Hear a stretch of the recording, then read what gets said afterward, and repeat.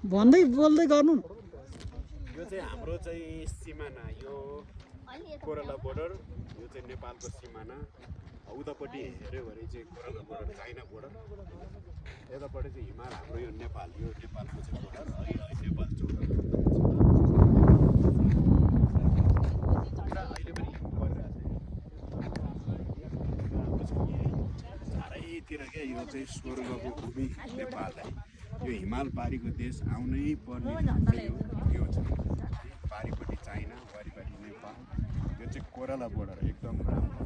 यो चाहिँ नेपाली दाजुभाइ दिदीबहिनीहरूले यो चाहिँ थापेको पसलहरू हो। यो हामीले यहाँ चाहिँ वाइन, हुस्कीहरू, नेपालका प्रडक्टहरू हामीले लिन पाउँछौँ। यहाँ चाहिँ सामानहरू लिन पाइन्छ।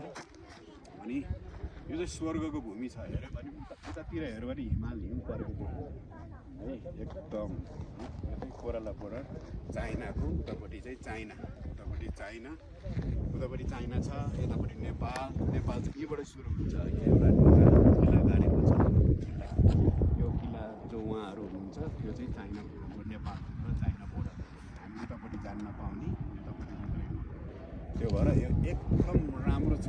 आउनु होला, तपाईँहरू पनि घुम्नु होला। हिमाल हेर्नुहोस् कति राम्रो, कति राम्रो हिमालहरू है।